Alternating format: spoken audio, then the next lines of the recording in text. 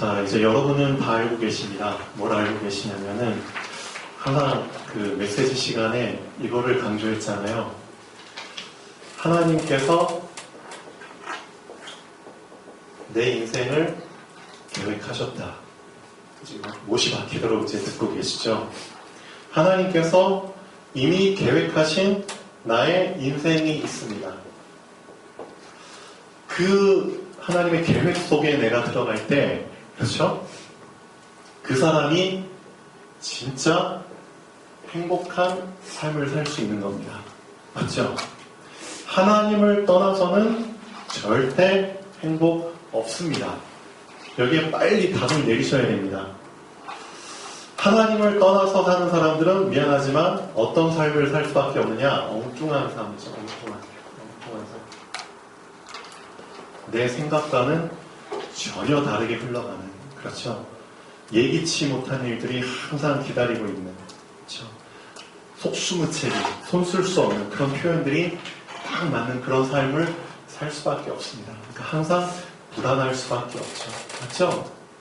미래는 안 보이는데, 길을 잘못 들었는데, 그렇죠? 항상 불안할 수밖에 없습니다. 사람이 항상 불안한 상태에서 살면은 그 사람은 어떻게 될까요? 여러분 의학 공부 안 하셨어도 다 이미 나름대로 경험해 보셨잖아요. 항상 불안하고 긴장된 상태에서 하루하루 살면은 그 즉시 정신문제 옵니다. 분명히 정신문제 오게 되어 있습니다. 맞죠? 사람이라는 게 정신이 참 중요해요. 정신줄 놔버리면은 그 사람은 분명히 육신 문제 와버립니다. 맞죠? 정신이 육신을 지배하거든요. 정신이 삐리리해져 버리면은 분명히 육신 문제 옵니다. 그 사람의 삶은 엉망돼버리는 거죠. 그래서 하나님이 계획하신 나의 인생 속에 들어가는 게 진짜 중요합니다. 맞죠? 하나님이 계획하신 그 인생, 한 사람 한 사람을 위한 최고의 계획을 세워주셨는데 그 안에 들어가지 못하면 미안하지만 그 사람은 평생 살면서 첫 번째 창세기 3장 사건 계속 겪게 돼 있습니다. 창세기 3장 사건 계속 겪는다니까요. 무슨 사건이죠? 계속 사단한테 속습니다. 그렇죠? 사단도 속아요. 그래서 자꾸 사단이 중요한 거 뺏어가죠. 그렇죠? 진짜 중요한데 영혼 뺏어가고요. 그렇죠? 우리의 삶, 인생 뺏어가죠. 시간 뺏어가죠. 우리가 뭐 하는 거 다 뺏어갑니다. 뭐 보여주면서? 선악과 보여주면서 정말 포장해가지고 보여주잖아요.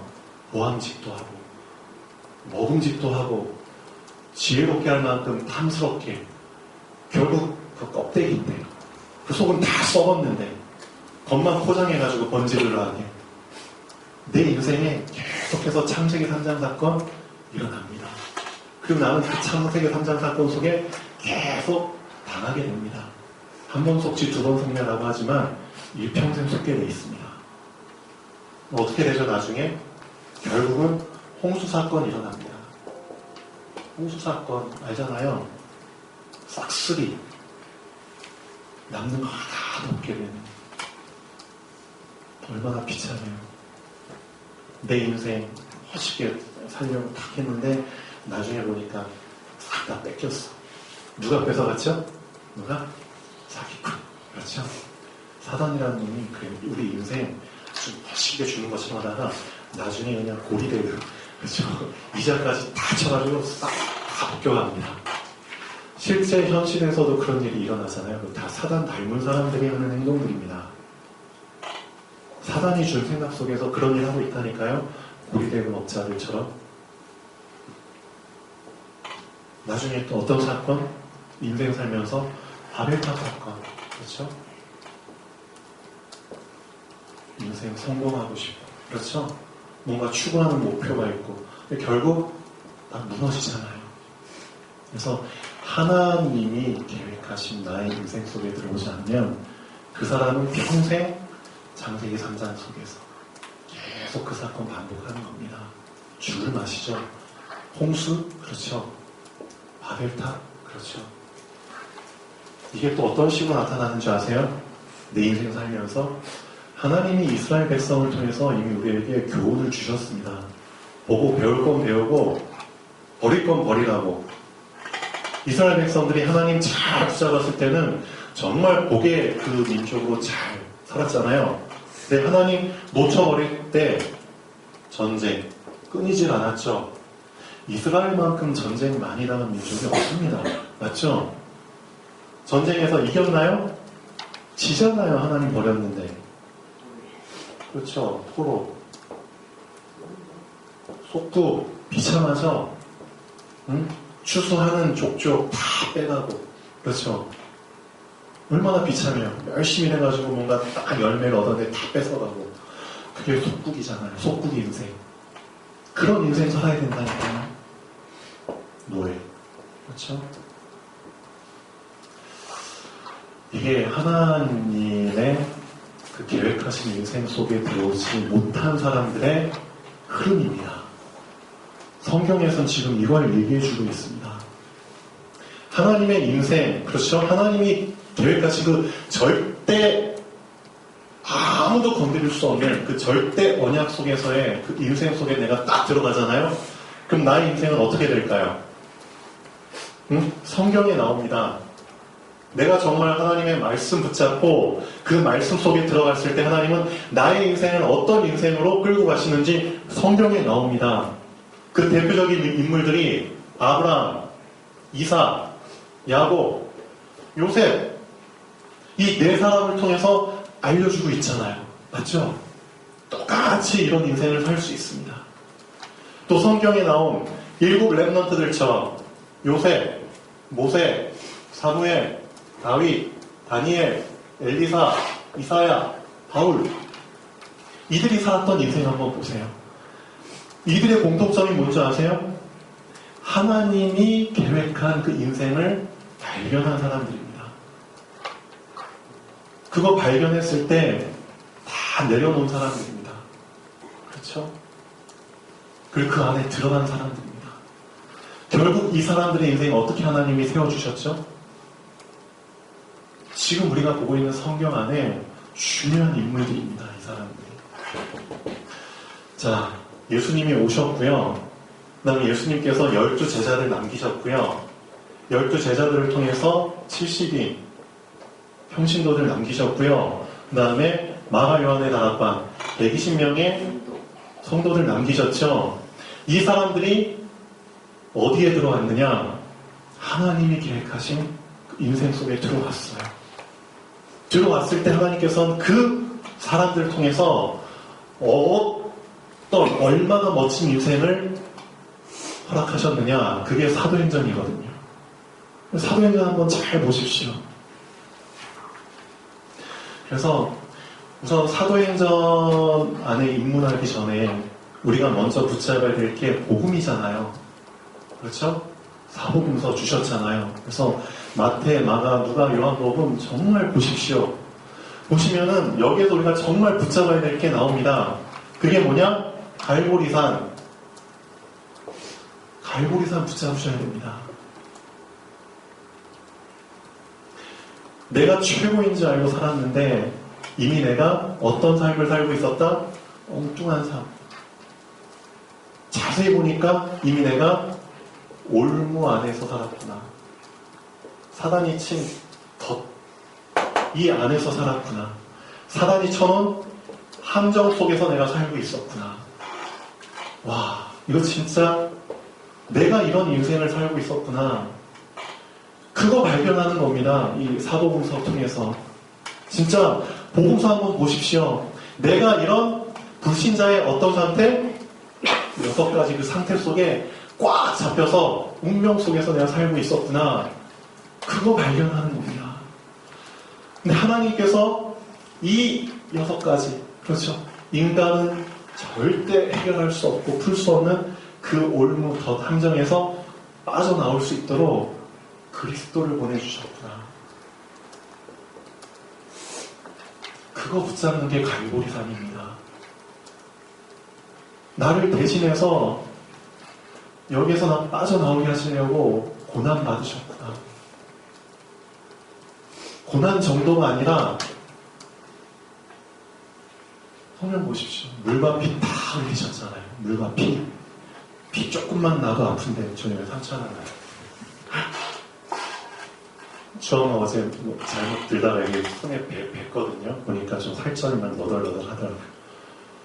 그래도 아픈데. 여기 또 수술하신 분들 계시잖아요. 칼자루. 칼자루 나가지고 막 배 막 땡기면 아프고. 그렇죠. 통증이 며칠 가는데. 그 정도가 아니잖아요. 물과 피 다 쏟으셨잖아요.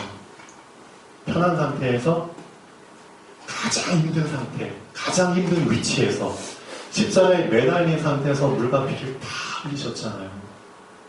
그리고 그 위에서 결국 숨을 거두셨잖아요. 그거 한번 생각만 해봐도 이건 진짜 소름 끼치는 상황입니다. 왜? 여기서 나를 빠져내시려고요. 성경 보시면 진짜 이 갈보리산의 은혜, 이게 진짜 은혜 맛보면은 눈물 안 흘릴 수가 없죠. 진짜입니다. 갈보리산의 그 은혜. 나의 이, 그렇죠. 절대 빠져나올 수 없는 이 불신자 6가지 상태에서 나를 꺼내주시기 위해서 갈보리산. 사복음서 보면은 이거 붙잡으셔야 되는 겁니다. 십자가의 은혜. 맞죠? 그 은혜 붙잡고 이제 나는 어떤 삶을 살아야겠다? 여기서 빠져나와야겠다. 이 엉뚱한 삶에서 계속 반복된 다람쥐 쳇바퀴처럼 반복된 이 창세기 3장의 삶, 홍수사건의 삶, 바벨탑의 삶, 계속해서 전쟁, 포로, 속국, 노예, 사람과 부딪히면서 얼마나 힘들어요. 여기서 이제 빠져나와야 되겠다. 이제 하나님이 계획한 그 인생을 붙잡아야겠다. 이제 땅을 보고 살지 않고 하늘을 보고 살리라. 그게 바로 사도행전의 시작입니다. 사복음서 이제 딱 핵심을 붙잡고 이제 하나님이 사도행전 1장에 어떤 삶? 하늘을 바라보는 삶. 감람산. 감람산. 여기에서 하나님 나라에 대해서 40일을 말씀하십니다. 너희가 붙잡아야 될, 그렇죠. 인생이 이 안에 들어있다.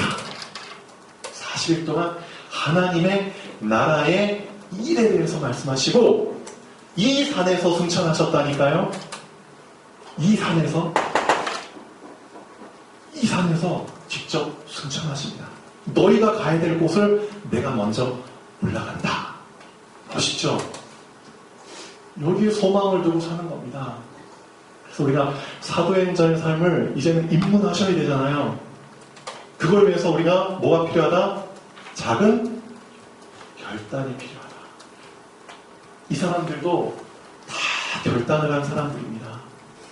이 120명의 사람들 다 결단한 사람들입니다. 결단했기 때문에 이 사람들이 죽는 줄 알고도 한 장소에 모인 겁니다. 우리 이제는 땅을 보고 살지 않고 하늘 보고 살 거야. 하나님이 계획하신 그 삶을 살 거야. 죽음의 위기 속에서도 한 장소에 모였다니까요. 그게 마가 요한의 다락방입니다. 결단했기 때문에 모인 겁니다. 맞죠? 결단한 사람들이 모인 겁니다. 그래서 오직 뭐에 힘쓰니라? 기도에 힘쓰니라. 그렇죠? 전혀 기도에 힘씁니다. 그래서 갈보리산의 은혜를 붙잡고 감람산에서 결단을 한 사람들은 분명히 사도행전 2장의 응답 속에 들어갑니다. 오순절 날이 이미 이르매. 오순절 날 불같은 바람 같은 역사가 나에게 경험이 됩니다. 성령.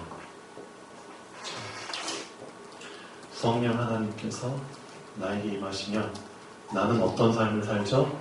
성령께서 이끄시는, 성령께서 주도하시는 말씀 성취의 삶을 살게 됩니다. 그 사람을 보고 증인이라고 얘기합니다. 우리는 그리스도의 증인입니다. 우리는 말씀의 증인입니다. 그게 하나님께서 계획하신 최고의 행복한 삶입니다.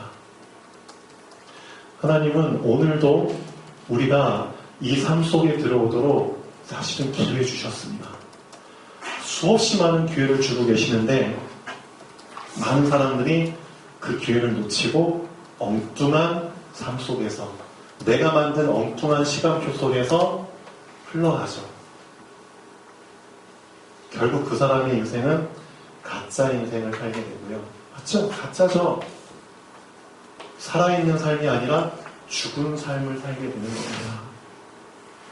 지금도 똑같이 시간은 흘러가고 있는데 어떤 사람은 진짜 이 참된 시간표 붙잡고 이 흐름 속에서 계속 응답받아가는데 나는 이 안에 못 들어오고 가짜 시간표 속에서 흘러가면 얼마나 비참해요. 맞죠? 그래서 지금 예배 드릴 때 정말 명심하셔야 될 게 있습니다. 하나님께서 우리한테 원하시는 예배는 어떤 예배인 줄 아세요? 다 알고 계시죠? 예배, 제사, 드리는 것만으로도 사실 의미가 있습니다. 근데 우리는 이제 그런 수준이 아니잖아요. 제사 드려라. 근데 어떤 제사 드려라? 로마서 한번 찾아보시죠.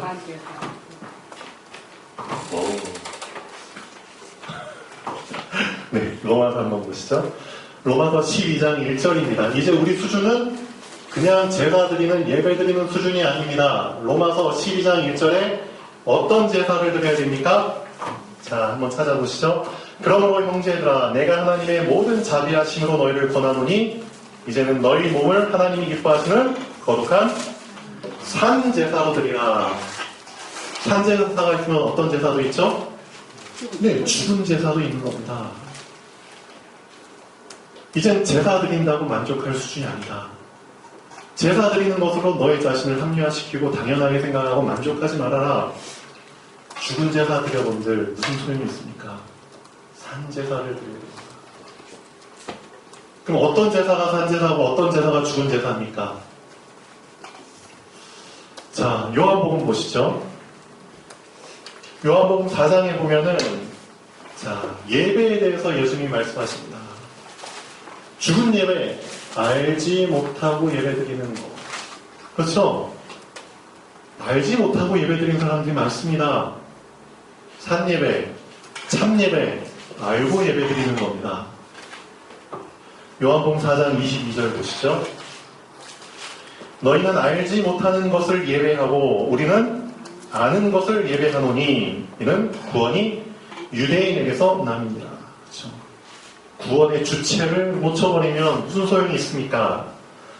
아버지께 참으로 예배하는 자들은, 그렇죠? 분명히 예수님 말씀하십니다. 아버지께 예배하는 자들이 아니라 아버지께 참으로 예배하는 자들은, 그렇죠? 거짓으로 예배하는 자들이 있죠. 그래서 참으로 예배하는 자들은 어떻게 예배해야 된다? 신령과 진정으로 예배하는 겁니다. 그때가 오는데 바로 이때라. 그리고 지금 아버지께서는 이렇게 자기에게 예배하는 자들을 찾고 계십니다. 그냥 예배 드리는 사람이 아니라 진짜 참으로, 즉 성령과 진리로 예배 드리는 자들을 찾고 계십니다. 그 찾는 사람 중에 내가 있어야 되잖아요. 맞죠? 그래서 24절 하나님은 영이시니 예배하는 자가 신령과 진정으로 예배할지니라. 이게 예배 드리는 자의 참된 자세입니다. 이 두 가지를 붙잡았을 때 산 예배를 드릴 수 있는 겁니다. 진짜 예배를 드릴 수 있는 겁니다. 맞죠? 자, 예수님께서 공생이 하시기 전에 잠깐 예수님의 귀를 닦아놓은 사람이 있죠? 누구죠? 예수님하고 나이가 똑같죠? 예수님보다 몇 개월 먼저 태어났죠? 누구죠? 네, 세례 요한입니다. 세례 요한이 와가지고 이런 표현을 썼어요. 진짜와 가짜에 대해서 표현을 했거든요. 참과 거짓에 대해서 표현을 했어요. 어느 정도까지 리얼하게 표현했느냐 한번 보시죠. 마태복음 3장 10절에서 12절까지입니다. 이걸 알고 예배드리십시오. 지금이 어느 때인지 알고 예배드리셔야 됩니다. 그냥 예배드리시면 절대 안 됩니다. 마태복음 3장 10절에서 12절. 이미 도끼가 나무 뿌리에 놓였어요. 이미 놓였어요. 왜 놓여졌을까요? 왜? 그렇죠? 찍으려고 놓여졌겠죠. 조건은 그거예요. 좋은 열매 맺지 아니하는 나무에게 놓여져 있는 겁니다. 결국 그 나무는 찍히는 겁니다. 불에 던져지리라. 또 하나 표현하셨죠? 지금 이 세상을 세례 요한은 마당으로 표현하고 있습니다. 마당. 그렇죠? 하나님이 만드신 마당 맞아요. 근데 문제는 뭐냐? 무슨 마당이냐? 타작 마당입니다. 타작을 할 수밖에 없는 그 마당이라니까요. 이 마당에서 우리가 지금 살고 있는 겁니다. 이 전 세계가 하나님이 만드신 타작 마당이거든요. 분명 시간표가 되면은 이 마당에서 어떤 일이 일어난다? 손에 키를 들고 자기의 타작 마당을 정하게 하는 시간표가 옵니다.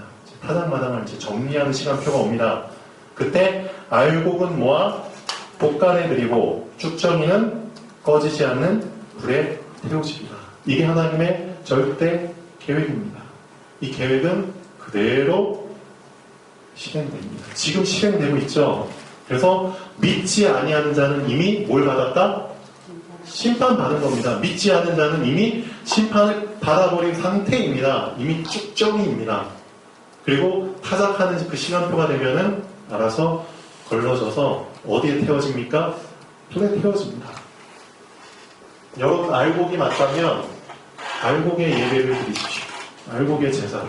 그렇죠? 알곡과 쭉정이 분명히 구분됩니다. 가는 길이 다릅니다. 그래서 성경에서는 누구를 알곡으로 얘기하느냐? 그렇죠? 어렵지 않습니다. 알곡과 쭉정이를 구분하는 기준을 하나님은 하나 주신 겁니다. 하나. 그게 말씀입니다. 말씀 붙잡는 사람이 알곡이고요. 말씀 놓치고 말씀 떠난 사람이 쭉정입니다. 말씀이 육신을 입어 오신 분이 예수 그리스도이십니다. 그리스도 붙잡는 사람이 알곡입니다. 맞죠? 알고 계셔야 됩니다. 그래서 절대 말씀 놓치시면 안 됩니다. 그러면은 쭉정이 인생 갑니다. 쭉정이 인생 아까 말씀드렸죠? 선악과 홍수, 바벨탑, 전쟁, 포로, 속국, 노예, 바람이 부는 대로 그렇죠? 불면 부는 대로 갔다가 결국은 다 모아져가지고 불에 태령받는 시편 1편에 나오잖아요. 그런 인생 살면 안 된다. 그래서 정말 여러분이 갈보리산의 은혜 붙잡고 그렇죠? 감람산에서 하나님께 소망을 두고 하나님이 계획하신 나의 인생 붙잡고 작은 결단 속에 들어가면은 분명히 어떤 시간표가 온다? 사도행전 2장에 성령께서 임하셔서 성령께서 나를 주관하셔서 말씀 성취에 증인의 삶으로 인도하신다. 그 사람은 그러면은 사도행전 3장부터 멋있는 삶을 살게 되죠. 근데 그 삶을 살기 전에 변화가 일어납니다. 성도의 삶이 어떤 건지 사도행전에서 보여주거든요. 사도행전 2장 잠깐 보실까요? 41절부터 47절까지 제대로 성령 받아버리고 그렇죠? 제대로 은혜 받아버리고 그렇죠? 그러면은 사도행전 2장 41절에서 47절까지의 삶이 당연하게 나에게 나타납니다. 그 말을 받은 사람들은 세례를 받음에 이날에 신도의 수가 3,000명이나 더하더라. 자, 그들이 어떻게 된다고요? 어떻게 변화된다고요? 사도의 가르침을 받게 되죠. 서로 교제하게 되죠. 떡을 떼죠.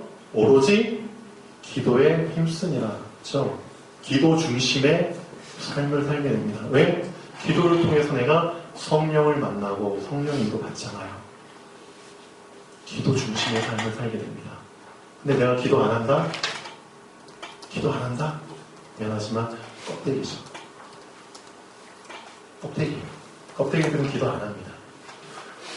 자, 사람마다 두려워하는데 사도들로 말미암아 기사와 표적이 나타나죠. 누가 주시는 표적이죠? 성령께서. 그렇죠? 오직 성령께 기도하니까 성령께서 기사와 표적들을 보여주시잖아요. 그런 변화가 나타납니다. 또 어떤 변화까지 나타나죠? 내 것 다 내려놓잖아요. 그렇죠? 내가 꿈치고 있는 것들, 믿는 사람이 다 함께 있어 모든 물건을 서로 통용하고 또 재산과 소유를 팔아 각 사람의 필요를 따라 나눠주고, 그렇죠? 이런 변화가 일어납니다. 물질에 잡히지 않는 겁니다. 내 욕심에. 그렇죠? 그런 변화가 일어난다는 거 진짜 기적이죠. 근데 그게 실제 일어났다니까요. 그게 어떻게 가능하죠? 성령. 그렇죠? 성령은 모든 것이잖아요. 날마다 마음을 같이 하게 되죠. 참 감사한 거는 마음이 하나가 된다는 겁니다. 마음이. 근데 정말 교회도 작은데 성도도 몇 명 없는데 그 안에서도 자꾸 분란이 일어나고 그럼 진짜 부끄러운 거잖아요. 성도님들이 몇천 명 되는데 막 좀 나뉘고 그러면 좀 이해는 돼. 사람 숫자가 많으니까.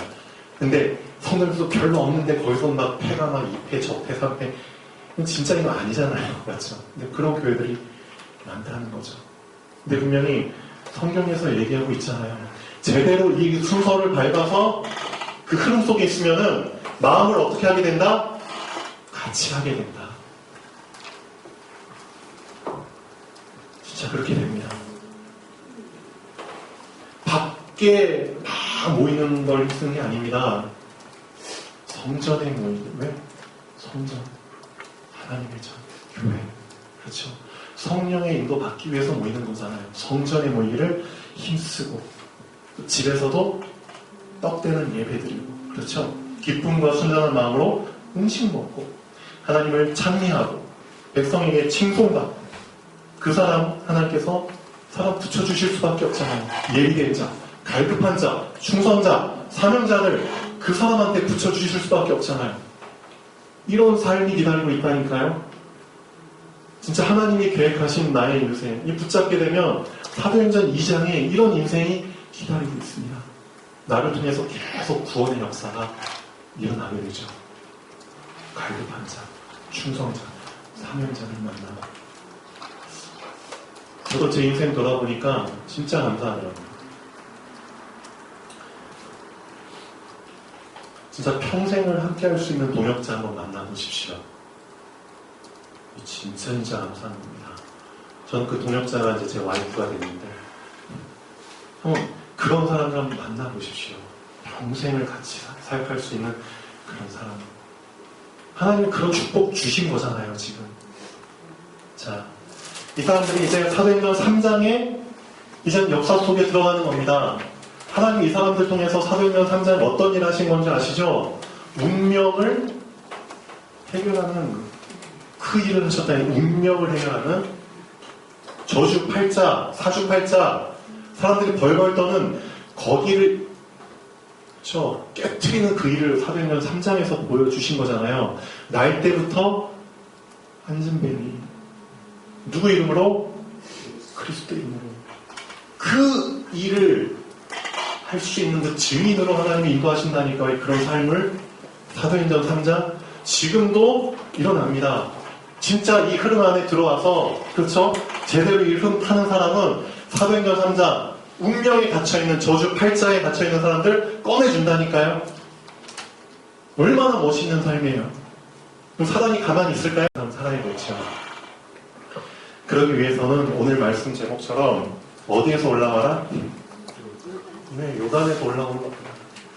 요단은 우리가 머무를 곳이 아닙니다. 요단은 우리가 그냥 잠시 거쳐가는 곳입니다. 맞죠? 요단은 거쳐가야 되는 곳입니다. 요단은 딱 닫혀 있다가 잠깐 열렸다가 또 시간 되면 갇힐 곳입니다. 그렇죠? 막힐 곳입니다. 거기 우리가 안주해서는 안 되죠. 왜 하나님이 요단에서 올라오라고 했죠? 목적지가 있기 때문입니다. 맞죠? 정말 가야 될 곳은 가나안 땅이거든요. 하나님이 약속하신 그 땅, 하나님이 여러분에게 약속하신 땅이 있거든요. 그걸 가기 위해서 올라가야 되는 겁니다. 자, 그렇다면은 의미를 좀 알아야겠죠? 결론 잠깐 보시죠. 말씀을 놓친 불신앙의 사람들에게 요단이라는 강은 광야와 가나안을 갈라놓는 곳입니다. 맞죠? 분리된 곳입니다. 말씀을 놓친 사람들은 절대 광야에서 가나안을 갈 수 없도록 막아놓는 곳입니다. 그런데 말씀을 붙잡고 말씀을 따라가는 신앙의 사람들에게는 이 요단은 광야와 가나안을 연결시켜주는 통로입니다. 해석이 달라지죠. 불신앙의 사람들에게는 장애물 장벽이지만 신앙의 사람에게는 통로입니다. 말씀을 놓친 불신앙의 사람들에게 요단은 아까 렘넌트 예배 때 말씀드린 것처럼 위기이지만 말씀을 붙잡은 신앙의 사람들에게 요단은 기회입니다. 말씀을 놓친 불신앙의 사람들은 절대 보지 못하도록 안 보이죠. 요단물을 그렇죠? 길을 덮어놓으셨죠. 물로 덮여있기 때문에 안 보이죠. 근데 말씀을 따라가는 신앙의 사람들에게는 그게 보이는 거죠. 요단물을 걷어내시고 실제 길까지 보여주시잖아요. 보이는 겁니다.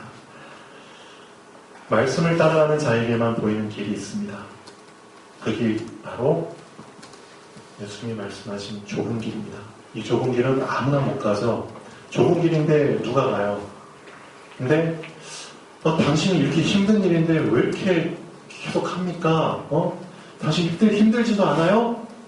그 사람은 이렇게 얘기하죠. 저는 일이 즐거워요. 그렇죠? 즐거워서 해요. 그러니까 힘든 일도 계속 하는 거죠. 성남동에서 수요일마다 그렇죠? 그 굳은 일을 왜 매주 합니까? 물어보면은 즐거워요. 감사해요. 그렇죠? 그래서 하는 거잖아요.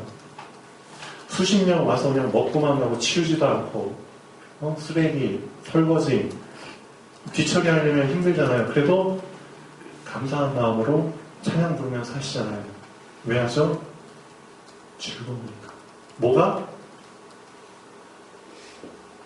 이 식판을 비운, 이 접시를 비운, 그렇죠? 이 밥그릇을 비운 한 사람 한 사람이 그래도 이곳에 와서 뭘 먹었다? 말씀을 먹었다.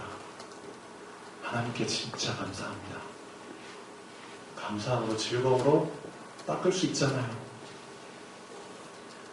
좁은 길은 누구나 갈 수 있죠? 말씀을 즐거워하는 사람만 갈 수 있습니다. 맞죠?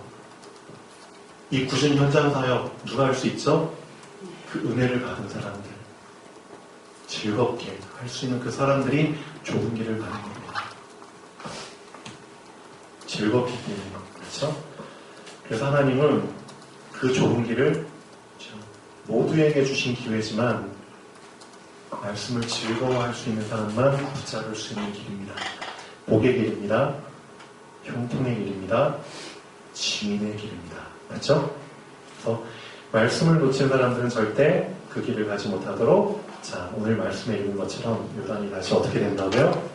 흘러넘칩니다. 홍해도 마찬가지죠. 요단도 마찬가지죠. 말씀 붙잡고 다 건너면 다시 막힙니다. 알고 계셔야 됩니다. 말씀 따라가는 사람에게만 허락된 길이기 때문입니다. 그래서 오늘 말씀처럼 진짜 이 흐름 안에 들어오길 축원합니다. 네, 기도하겠습니다.